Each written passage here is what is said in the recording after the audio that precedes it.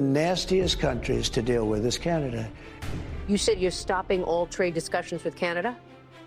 Until such time as they drop certain taxes, yeah. The digital People don't realize Canada is very nasty to deal with. Canada is a very tough country to deal with, I will say that. But you said USMCA is no good if they cheat. Frankly, Canada should be the 51st state, okay? It really should, because Canada relies entirely on the United States. We don't rely on Canada. Any one of But our... you're tougher with Canada than you are with some of our biggest adversaries. Only Why? because it's meant to be our 51st state. And Okay, but but listen to this for a second. We need their territory. They have territorial advantage. We're not going to let them get close to China. Look, right? I deal with every country, indirectly or directly. One of the nastiest countries to deal with is Canada. We are 24 hours away from getting economically smashed by a new 35% tariff from Donald Trump. And youth, they can't find a job in Canada. There is new information and the numbers are going to blow your mind. Plus, Mexico was able to secure a 90-day extension on their trade talks with Donald Trump. Meanwhile, Mark Carney just imploded our chances of getting a trade deal. The Canadian real estate market is showing signs of fracturing. People are not ready for what's coming. David Eby is completely unhinged again, and as a result, there's a cancellation of a concert. Let's go.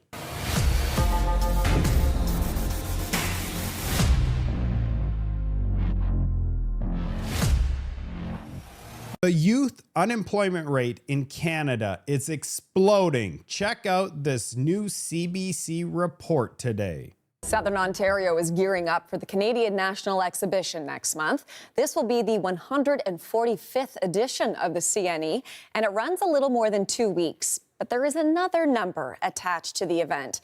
The CNE says it has received a record 54,000 online applications to work at the fair this summer. The X has about 5,000 openings to fill. Last year, about 4,000 people applied for jobs at the CNE. This backs up figures that show youth unemployment is rising to its highest level in 16 years.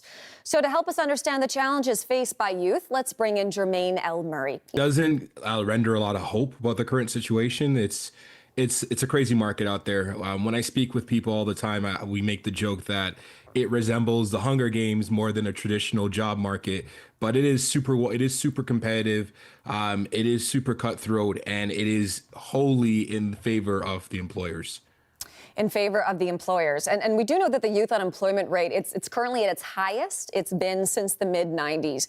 What is different this time around, as far as you can tell? It's an interesting time just because of what's going on geopolitically, but what's also been going on with the economy. And it's like three once in a lifetime disaster events intersecting all at once. And it's just made everything just super, super murky. And then when you think of what's on the horizon with conversations around AI and how that could look to supplement actual human labor, there's a lot of cynicism, honestly, that's out there. There's still hope and there's still things to be positive for. But when you talk to the average person that's in the job market searching for a new opportunity, it's understandable why they might be a bit cynical. What about young people in particular? What are they telling you when they're out there trying to get a job, particularly a summer job? It's rough. A lot of times it's very hopeless from when you're talking with young people.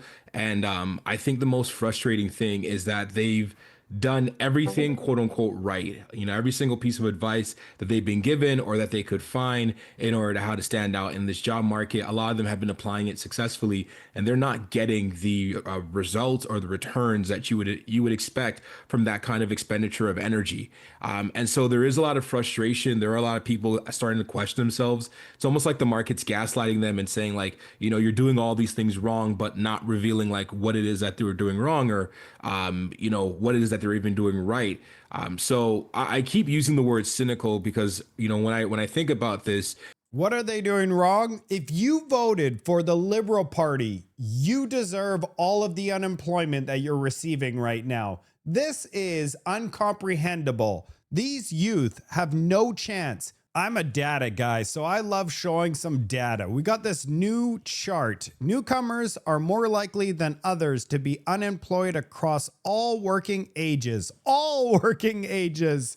Check out the Canadian born is red, the long-term immigrants is blue, and the newcomers is green. This is uncomprehendable. What are we doing here in Canada, Liberals? Explain this to us.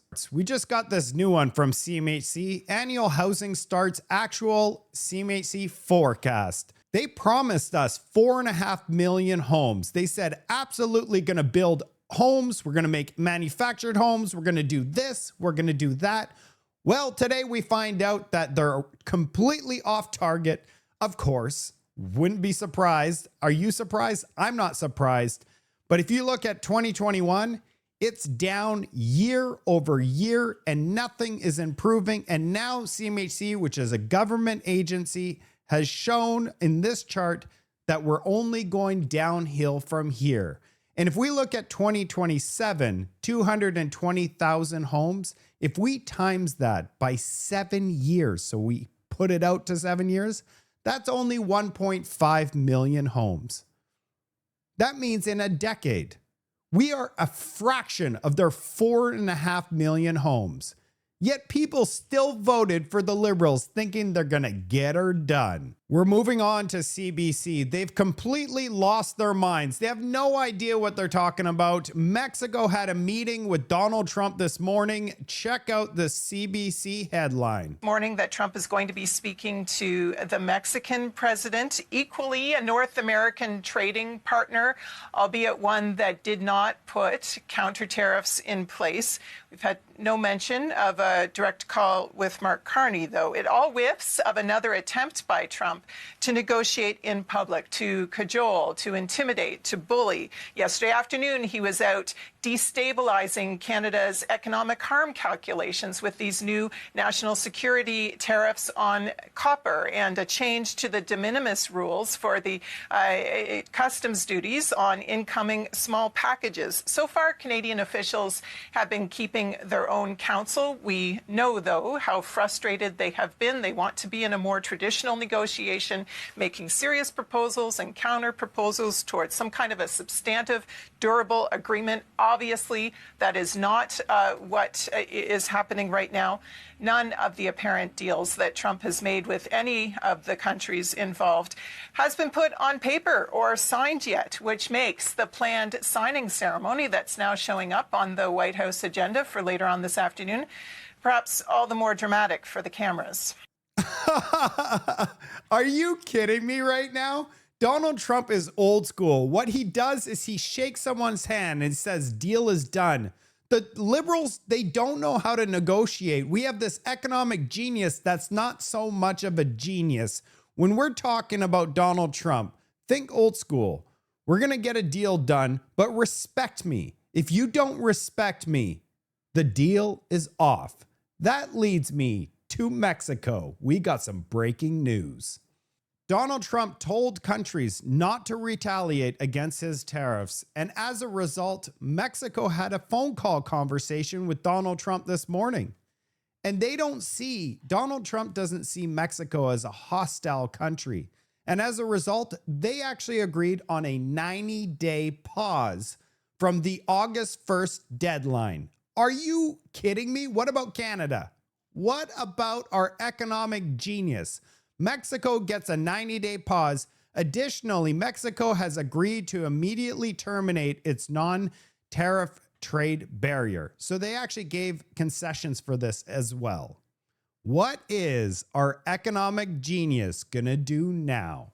Why is Canada not getting an extension or a deal? It's because Mark Carney is sabotaging everything. This is Donald Trump just not too long ago, basically telling Canada and the rest of the world what he wants to do. Is there any use at all in pressuring Israel now to come to some sort of longer-term solution? Well, you could make the case that you're rewarding people, that, you're rewarding Hamas if you do that.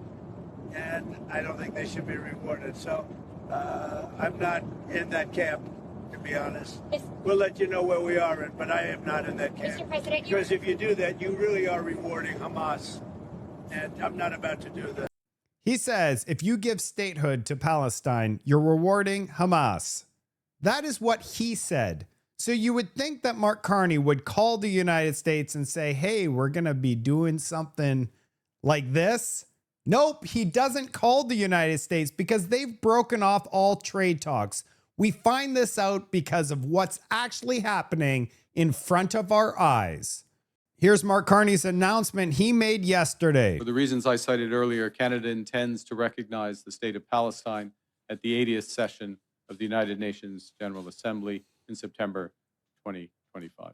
I'm so upset about this. It's not the fact like, sure, let's do this. But wouldn't you want to wait until we have a trade deal with the United States and then virtue signal to the world? We are in an economic crisis. Not me. He's been saying economic crisis since the beginning of this year, every single day. Then he goes on vacation. Now he's doing this. It's like he's actively trying to ruin our relationship with the United States.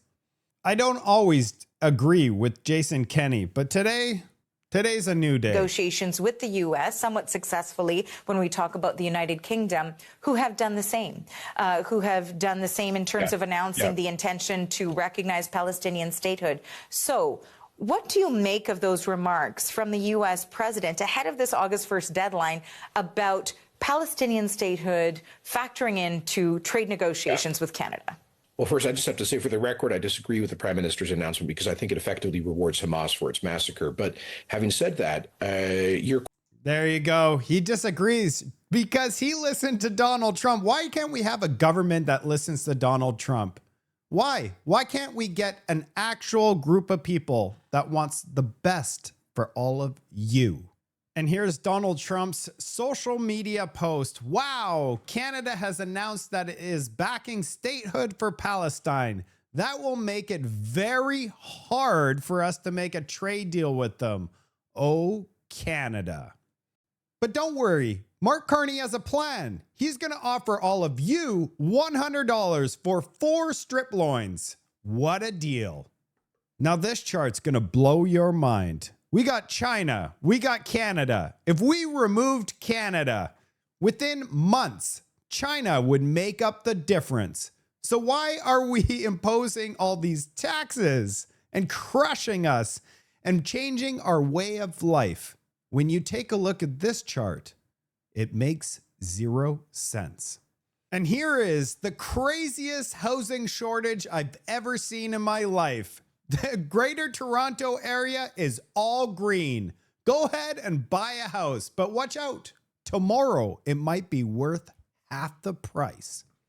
Greater Toronto's new home prices climbs despite soft demand. But here is the chart.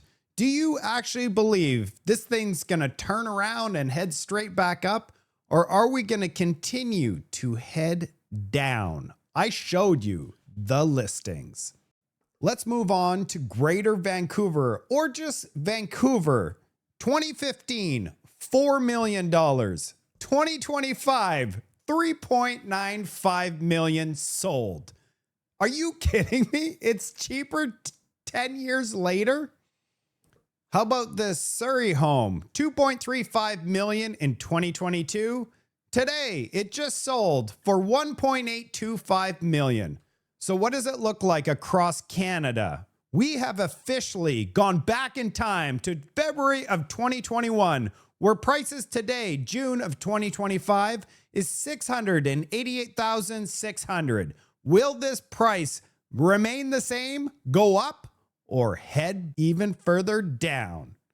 It's official. I got something that we're number 1 at. Canada is officially number 1 in household debt as a share of GDP. And it's not even close. The second place is the UK at 80%.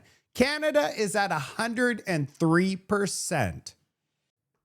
And I saved the best for last. David Eby has completely lost his mind. Yeah, this is a bit of a different one from a colleague. Premier, I just wanted to ask your reaction to an American singer, Sean Foyt, who is affiliated with the MAGA movement in the U.S. He's performing in Kelowna and Abbotsford next month. What's your reaction to that? Well, I mean, obviously, I don't share this man's politics. I disagree with him using music to go after people who are gay. I think it is what? It's pretty reprehensible, and I don't agree with the message that he's promoting. What the hell is he talking about? He's not going after anybody. He's singing in churches. Is that what? This is completely ridiculous. What is your thought? Is somebody singing songs in a church going after the group that he's just mentioned? David Eby should go for a health check. Somebody check on him. And because of David Eby's rant, they have officially canceled the permit for the U.S. Christian worshiper in Abbotsford, the most Christian city in the country. This is where our country has gone. That's it for today's report. I had to bring us to Hawaii because after today's report, we all need to go on a vacation far, far away from this country. Let it figure itself out. We're going to be on the beach in Hawaii. I'll see you on the next report.